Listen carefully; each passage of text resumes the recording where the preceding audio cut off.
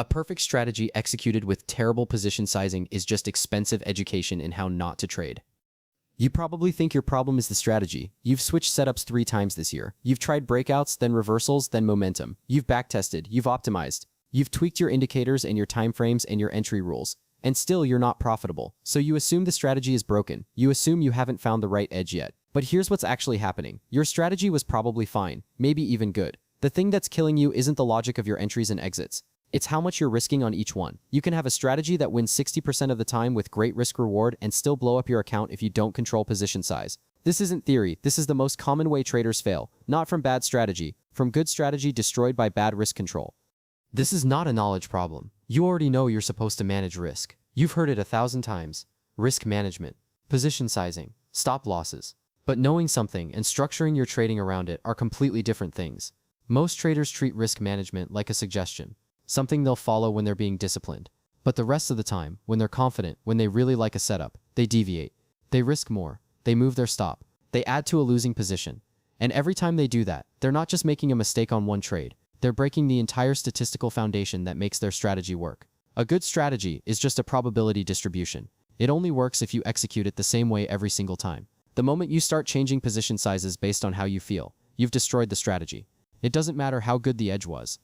Here's the simple math. Let's say you have a strategy that wins 55% of the time. Your average winner is 1.5 times your average loser. Over 100 trades, you should be profitable. That's a real edge. But now let's say you don't control your position sizing. On trades where you feel confident, you risk 5%. On trades where you're uncertain, you risk 1%. You just broke the strategy, because now your losses aren't evenly distributed across your sample size. Your big losses will cluster in the trades where you were most confident. And those are the trades where you were wrong. You'll have a few trades where you lost 5%, and they'll wipe out 10 or 15 winning trades. The math that made your strategy profitable no longer applies. You turned a winning system into a losing one, not because the strategy failed, because you didn't execute it with consistent risk.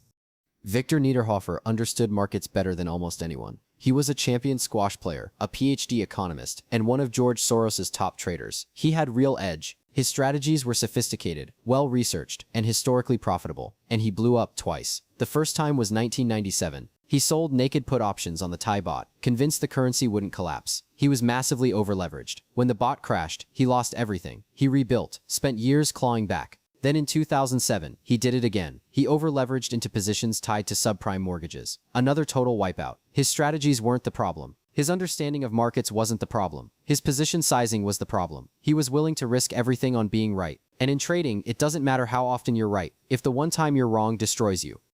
This happens because of how your brain processes confidence. When you feel certain about a trade, your brain releases dopamine. You feel good. You feel like you've identified something others are missing. And that feeling makes you want to bet more. It's the same neurological response that makes gamblers double down after a win. Your brain interprets confidence as safety, but in trading, confidence has no correlation with outcome. You can feel absolutely certain and be completely wrong. The market does not care about your conviction, and when you size up based on conviction, you're letting your emotional state dictate your risk. That's not trading. That's gambling with extra steps. On the other side, when you're uncertain about a trade, your brain wants to reduce risk to reduce discomfort. So, you size down, you risk less, and if that trade wins, you made less than you should have. This creates a terrible feedback loop. You risk more when you're confident and wrong. You risk less when you're uncertain and right. Over time, this pattern will destroy any edge you have, because the distribution of your wins and losses no longer matches the statistical profile of your strategy. You've introduced emotional bias into a system that only works when executed mechanically. And once that happens, even a great strategy becomes unprofitable.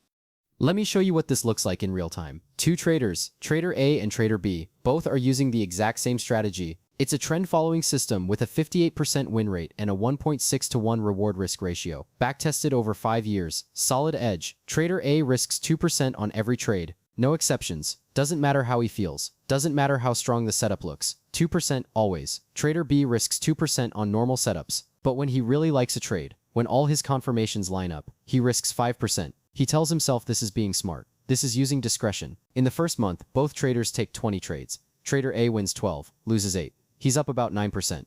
Trader B wins 12, loses 8. Same win rate, but 3 of his losses were on 5% positions. He's up 2%. Same strategy, same market, different result. Month 2, the market gets choppy. Both traders hit a rough patch. They each lose 6 trades in a row. Trader A lost 12%. It hurts, but he's still well above his starting capital from month 1. He's fine. Trader B lost 22%. 2 of those 6 losses were 5% positions because he was so sure they'd work. He's now down 20% from his peak. He's rattled, he's questioning the strategy. He starts skipping trades, he starts second-guessing entries. His psychology is compromised. By month 4, Trader A is back to making consistent gains. He's up 15% from his starting capital. Trader B is still stuck. He's break-even. He's emotionally exhausted. He's thinking about switching strategies. The strategy was never the problem. His risk control destroyed him. Now put this into a real environment. January 2022. The Fed signals rate hikes. Growth stocks collapse. The Nasdaq drops nearly 30% over the year. Volatility spikes. Every momentum strategy that worked in 2020 and 21 stops working. Traders who relied on those strategies got destroyed. But here's the thing. Some traders using those exact same strategies survived. How? Position sizing. The traders who were risking 1 or 2% per trade took their losses and adapted. They stayed small. They stayed liquid. They could afford to be wrong while the market figured itself out. The traders who were over-leveraged, who were risking 5 or 10% because they were confident the dip would recover, got wiped out. Same strategy, same brutal market, different risk structure, different outcome.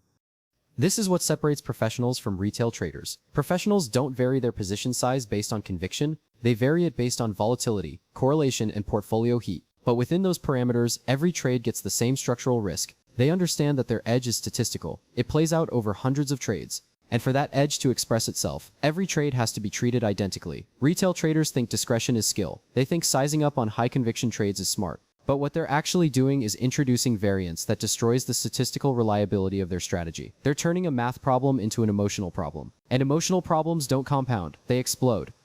Renaissance Technologies runs the most successful quantitative hedge fund in history. Their Medallion Fund has averaged roughly 66% annual returns since 1988. They don't achieve that by finding perfect trades. They achieve it by executing thousands of small edge trades with absolute consistency. Every trade is sized according to a formula. No discretion. No emotion, no deviation. The strategy works because the risk is controlled. The returns are a byproduct of that control. If they started sizing up on trades they liked more, the entire system would break, because the system isn't about being right, it's about being consistent. And consistency requires identical risk on every execution.